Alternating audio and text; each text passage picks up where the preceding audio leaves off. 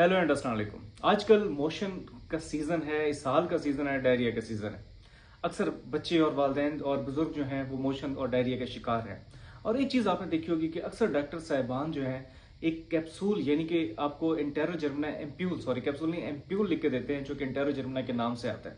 तो वालिदैन, खासतौर पर बच्चों के जो वालिदैन होते हैं, उनके जहन में एक सवाल आता है कि ये इंटेरोजर्मिना एम्प्यूल है क्या, ये क्यों दे रहे हैं, इसका देने के क्या नुकसान तो नहीं है, इसकी खुराक कितनी है, कितनी डोज में देना चाहिए, और क्या ये नौज़ायदा बच्चों यानी कि पहले माह के बच्चों को भी अक्सर डॉक्टर साहबान लिखते हैं क्या उसमें सेफ है या नहीं। तो ये जो वीडियो है उसमें हम चल के देखेंगे इंटेरोजर्मिना एम्प्यूल है क्या और इसका आपकी सेहत, आपकी जिंदगी पे क्या असर है। अब जिस तरह हमारी आंतें हैं, इसमें गुड बैक्टीरिया भी होते हैं, बैड बैक्टीरिया भी होते हैं। जो गुड बैक्टीरिया होते हैं वो आपके निज़ाम हजम को सही रखते हैं, यानी कि जो चीज़ें आप खाते हैं उसको डाइजेस्ट करने में आसान होती है और उसके अंदर से न्यूट्रिएंट्स और इन चीज़ों को ऑब्जॉर्व करते हैं। जब कोई इन्फेक्शन आती है या एंटीबायोटिक्स का बेजा इस्तेमाल होता है तो गुड बैक्टीरिया जो है वो कम होना शुरू हो जाते हैं और बैड बैक्टीरिया उनकी जगह ले लेते हैं, जो कि आपकी आंतों के सिस्टम को ख़राब कर देते हैं। और वालिदैन, जब हम बच्चों की मिसाल ले लेंगे, जो बच्चे हैं वो हमेशा डायरिया या मोशन के साथ आपके साथ प्रेजेंट करते हैं।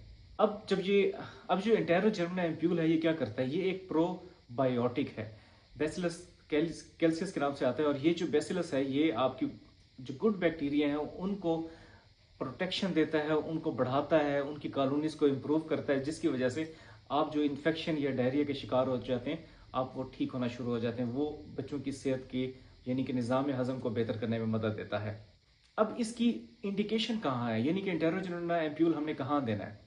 एक मोशन की हालत में दिया जा सकता है, जो एंटीबायोटिक्स के बेजा इस्तेमाल के बाद बार बार मोशन लग रहे हैं और बच्चा ठीक नहीं हो रहा और मोशन ठीक नहीं हो रहा है, उसमें एंटेरोजर्मिना एम्प्यूल का रोल है। उसके अलावा वायरल या बैक्टीरियल इसहाल यानी कि डायरिया में भी इसका बहुत अच्छा रोल है। तीसरा जो सबसे इंपॉर्टेंट है वो है क्या कहते हैं, लैक्टोज इंटॉलरेंस में भी इसका यूज़ किया जा सकता है। और चौथे नंबर है पेट बार बार खराब होना, उसमें भी इंटेरोजर्मिना का बहुत रोल है। अब इसकी जो डोज है, पैदाइश से लेकर 2 साल तक आप एक एम्प्यूल दे सकते हैं और 2 साल से 12 साल तक आप 2 एम्प्यूल दे सकते हैं। 12 साल से बड़े हैं तो आप 3 एम्प्यूल भी दे सकते हैं। और इवन ये 2 बिलियन के नाम टू इंटेरोजर्मिना 2 भी की स्ट्रेंथ में भी आता है, इंटेरोजर्मिना 4 भी यानी कि 4 बिलियन यानी कि 4 अरब जरासूम उसमें होते हैं, उसकी स्ट्रेंथ से आते हैं। और ये जरासूम आपकी आंतों के लिए बहुत अच्छे होते हैं। और ये देना कितने दिन तक चाहिए, ये कम से कम 5 से 7 दिन देना चाहिए। ये डिपेंड करता है पेशेंट की कंडीशन पे। और हाँ, और दूसरा ये है कि आपका जो ट्रीटिंग फिजिशियन होता है वो बेहतर बता सकता है कि 5 दिन दें, 7 दिन दें। बहरहाल इसका कोई साइड इफेक्ट नहीं है। ये टेस्टलेस होता है, बेज़रर होता है, बेजायका होता है। इसको देना बहुत आसान होता है, पानी में मिला के दे सकते हैं, दूध में मिला के दे सकते हैं, खुराक के साथ भी दे सकते हैं। लेकिन एक चीज़ का आपने ज़रूर ख्याल करना है, इसको गर्म चीज़ों के साथ नहीं देना, यानी कि उबलते हुए पानी में नहीं देना, चाय में नहीं देना, या किसी गर्म लिक्विड में के साथ आपने बिल्कुल भी इंटेरोजर्मिना एम्प्यूल को नहीं देना।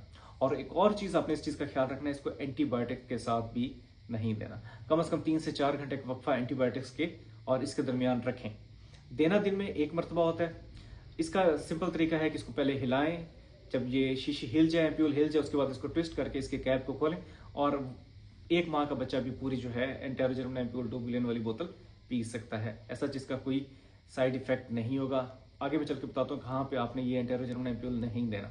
तो ये आप इजीली दे सकते हैं, सिर्फ आपने इस चीज़ का ख्याल रखना है, एंटीबायोटिक्स के साथ नहीं देना और किसी गर्म लिक्विड में नहीं देना। जैसे ही ओपन करते हैं तो फौरी आपने पिलाना होता है। हमने ये देखा कि बहुत सारे वालिदैन सुबह दोपहर शाम करके पिला रहे होते हैं। जब ये ओपन कर लेते हैं तो फिर ये ना, ये बोतल यानी कि एम्प्यूल का अंदर का जो लिक्विड पानी है वो जरा से हवा के साथ कॉन्टेक्ट में आता है, फिर वो इन्फेक्शन का बायस बन सकता है। इसलिए हमेशा कोशिश करें ओपन करें तो एज सुन एज पॉसिबल आप उसको पिला लें या यूटिलाइज कर लें।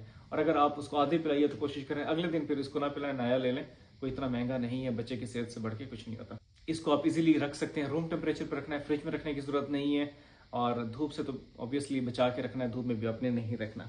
अब जो सबसे इंपॉर्टेंट कि ये आपने कब नहीं देने, ये आपने जो डिफाइंड होते हैं कि इम्यूनो डेफिशिएंट बच्चे, जिनमें इम्यूनो डेफिशिएंसी होती है, कुछ ऐसी बीमारियां जिनमें कुव्वत मुदाफ़ियत नहीं होती, जिसमें एड्स भी आ सकती है, उसमें आपने अपने डॉक्टर से रिव्यू करना है। HIV में दे सकते हैं, एड्स में नहीं देना, वो अपने बहरहाल अपने डॉक्टर से रिव्यू करना है।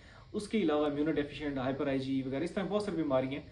तो वो अगर आपको डॉक्टर ने बता दिया जी इसको इम्यूनो डेफिशिएंट स्टेट है, फिर आपने नहीं देनी है तो अपने डॉक्टर से मशवरा करना है कि क्या इस इम्यूनो डेफिशिएंट स्टेट में दे सकते हैं या नहीं दे सकते। और अगर दे सकते हैं तो आपको डॉक्टर ही बताएगा। तो सबसे अच्छी बात ये होती है कि ये ग्लूटेन फ्री है, यानी कि सीलिएक डिजीज़ के बच्चे भी अगर डायरिया या उसका शिकार हैं तो ये ले सकते हैं। मैं उम्मीद करता हूँ कि इस वीडियो से आपके जहन में टेरा जर्मना एम्प्यूल को लेके जो सवालात होंगे वो उनके जवाब ज़रूर मिलेंगे। और हाँ, एक चीज़ बताना भूल गया, ये सिर्फ पीने के लिए है, इसको खुदा के लिए IM या IV इंजेक्शन की सूरत में नहीं देना, सिर्फ पिलाना है। बहुत शुक्रिया।